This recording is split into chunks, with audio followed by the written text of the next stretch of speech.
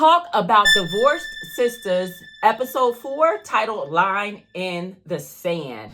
Now, I have a bone to pick with this episode, being that we're pretty much halfway through season 1, okay? Not sure if we're going to get a season 1 part 2 or what have you, but I'm going to get into my issue that I have with this episode so far and with the series so far, okay? But before I do, let me introduce myself. My name is Brandi, and I realize that you could be on any channel in the world, but you're right here with me, and I really do appreciate that. So before we get started, go ahead and like this video, and also subscribe to my channel if you do like watching TV show reviews and also movie reviews.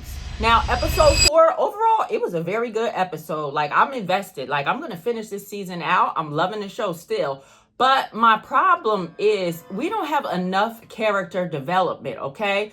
Mind you, we're on episode 4 and we're still at the damn church banquet, okay? Bruh. From episode 1 through episode 4, it all occurs within the same day. Okay, so we're not seeing these characters in enough different situations. We don't know a lot about their backstories, okay? And I have an issue with that because I'm not knowing enough about Rashida and why she's putting up with everything that she puts up with, right? I don't know why Naomi is acting as crazy and belligerent as she is, right? Because I don't know these ladies' backstories, right? So that's my one issue with the series so far. It's time to turn the cheek, Tyler Perry. It's time to let us know more about these ladies. But nonetheless, let's start off where episode 3 left off, okay? We see that Naomi, she came into the fundraiser. She's drunk. She's belligerent. Damn near falling all over the place, right? And she sees that her ex-husband, Franklin, and his new wife, which is a 25-year-old white woman,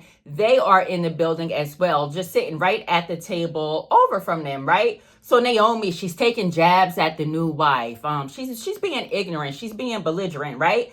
Meanwhile, her girls are trying to get her to just drink some coffee, right? So her high will come down. So she takes a little sip of the coffee, but she's like, you know what? This ain't hot enough, right? Like, Bridget, go get me the whole pot of coffee and make sure you make it hot, right? So Bridget brings her back a super hot a super hot pot of coffee, right?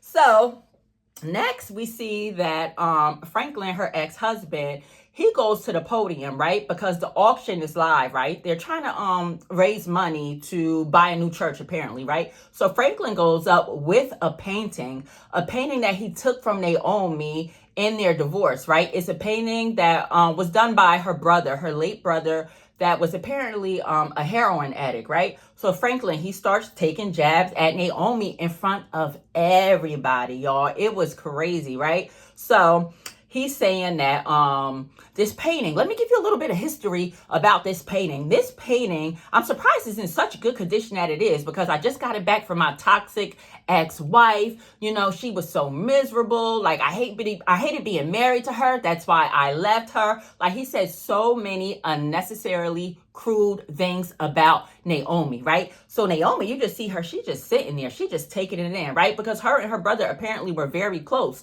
And to see her ex-husband at the podium about to auction off something that belonged to her is just very hurtful. So she's just brewing, right? Literally, right?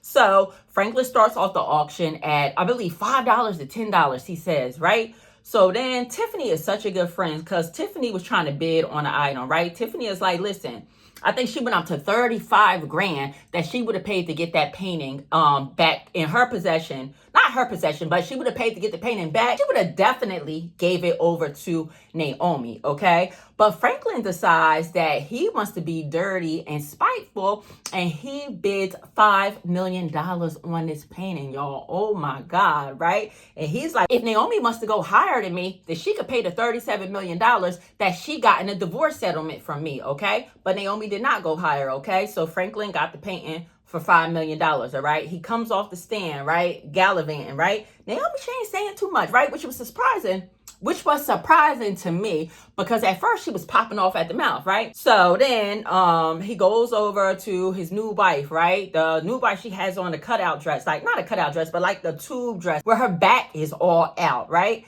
So Naomi, she grabs that hot pot of coffee, right? And she hurls it at the new wife. It gets all over her back, causing her to have third-degree burns. Oh my God, guys, listen.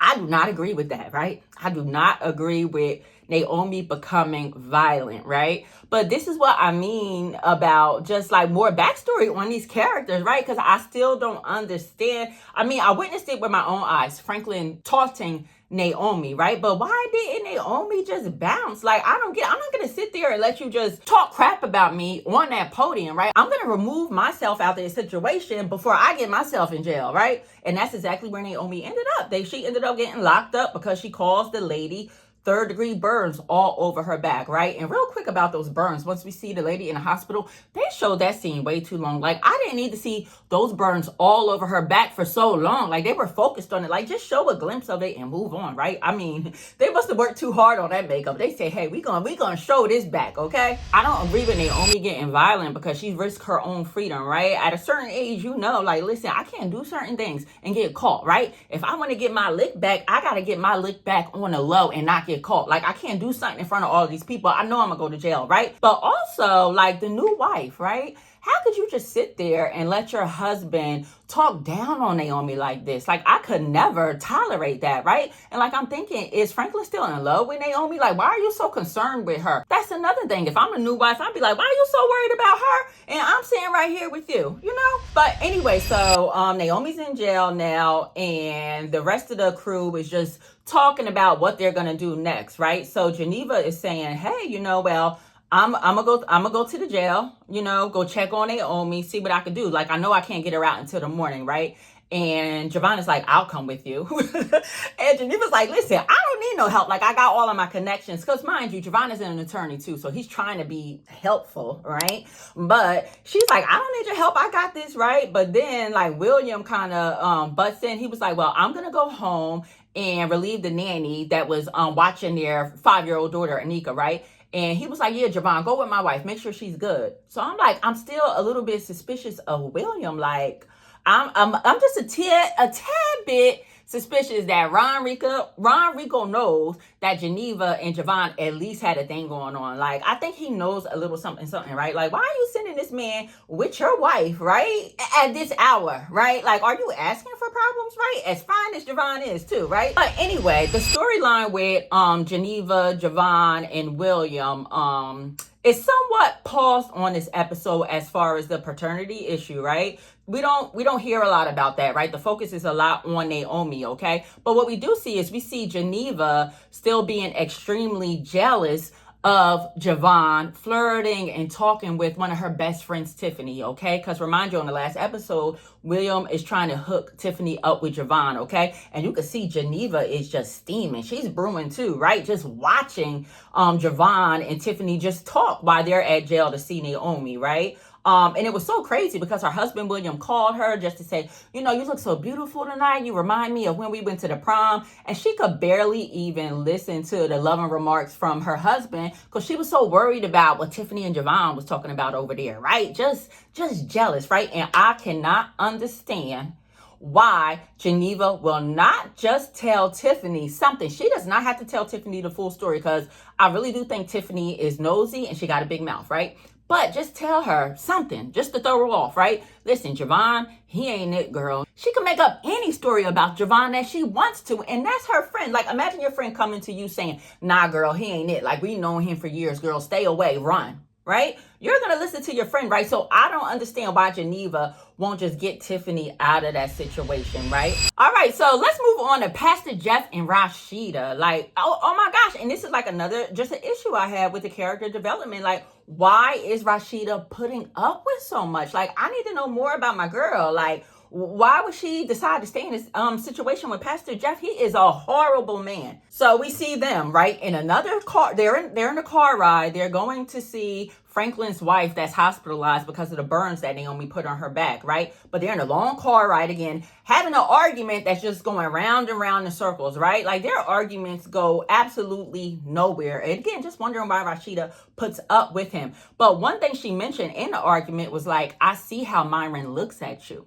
I could tell he has feelings for you. Something to that effect, right? And Myron is the pastor's assistant / driver, right? So he kind of brushes her off like he always does. He brushes off everything that Rashida says, right? Without any inclination that he wants to do better or be a better husband for her. And what I think about Pastor Jeff, either he is just really, really money hungry, or he just really, really does not love Rashida, okay? Because once they get to the hospital, they confront Franklin. Franklin is there, and Franklin's going off about what a horrible, ratchet person that Naomi is, right? And he's like, I can't understand why you guys are still around her, right? And Rashida, she checks him like, listen, you are in the wrong too, right? I don't agree with what Naomi did, throwing that coffee, but you are in the wrong too. You got up on that podium taunting her. So what about the part that you played in this, right? So he's like, are you really on her side? Like anybody with half a brain will know that she's not saying she's fully 100% on Naomi's side. She clearly admitted that Naomi was wrong. He did not want to take any accountability for provoking Naomi at all, right? So he calls Naomi out of her name, and he almost calls Rashida the B word as well. And do you know Pastor Jeff just sat there and let it go down? He did not defend his wife's honor. I cannot believe that. Like, I mean, I think that's just the worst thing for your husband to stand there while another man is disrespecting you, right? Pastor Jeff proceeds to say, well, hey, let me still go and pray for your wife, right? And Franklin's like, okay, well, you could come pray for her, but she's not invited. So Rashida had to sit there in the hospital waiting room while her husband went and prayed for the new wife. I could not believe that Pastor Jeff would still even proceed to go in. Because listen, if my wife not invited, then I can't come through. What you mean my wife not invited? Like, we came up here together, right? But nonetheless, he went there. He had a conversation with Franklin, prayed for the wife, right? And Franklin proceeds to say, now listen, now that happened and Naomi is in y'all friend group, I can't give you the $5 million that I pledged for that painting, right? So he is just going to block the church from receiving the $5 million because he's upset. He's in his feelings, right? Mind you, Tiffany's bid had gotten up to about $35,000. So she could have got the painting for $35,000 if you were going to renege Mr. Franklin. But nonetheless, right, Pastor Jeff, he comes out of the hospital room. He tells Rashida in a car ride that Franklin doesn't want to give the money anymore, and it's all of her fault because she's sticking up for Naomi, right? And Rashida's like, listen, he wasn't going to get that damn money anyway. Where has he ever given money? And Rashida just be so on point. Like, I think she is right a lot of times, right? Now, let's go on to Bridget. I'm still not a fan of her storyline, but again, I sound like a broken record here. It's because we don't have enough backstory on her. Like, why would Bridget just allow herself to be with this young man that is very immature? He's not caring and loving towards her. Like, I just don't understand the storyline, okay? So I'm hoping to get some more information on Bridget so I could love her storyline a little bit more. Because right now, I swear, I just want to fast forward through her parts, okay? But one interesting part she had with William in the car was she was just telling William how much that she loves the way he loves Geneva, right? At first, I thought they were flirting a little bit. I'm like, whoa, this is going left real quick. But it was purely innocent, it seems.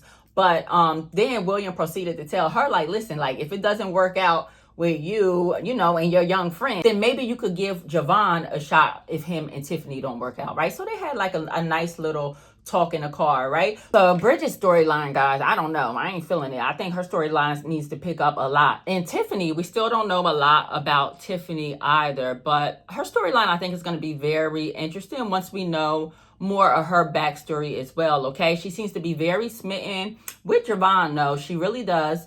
And Javon, I kind of feel like he turned a corner for me this episode. Like, I feel like, not that I liked him, but the last episode, I didn't like Javon at all. I thought he was very aggressive. I thought he was doing too much. I thought he was being too assertive with returning to Geneva's life, right? But now, the way he diverted that situation, like with Naomi, the way he was the only one trying to redirect Naomi, like, Naomi, I could take some pictures of you. You look way too beautiful tonight. Let me take some photographs of you. I love the way he was trying to redirect her. It's the same way you have to redirect a toddler, right? Like, you try to distract them and get them to do something else, right? But I thought that was pretty smooth at him, right? But nonetheless, the episode's still good. I'm invested. I'm going to finish it off. But I just hope I can learn more about these women so I understand them more, okay? But anyway, turn on your notifications for the next episode, episode 5. Love y'all. Make sure you like the video. Leave comments down below too. Who's your favorite character at this point, right? I would have to say I like Rashida the best at this point, all right? But anyway, see y'all on the next video. Peace.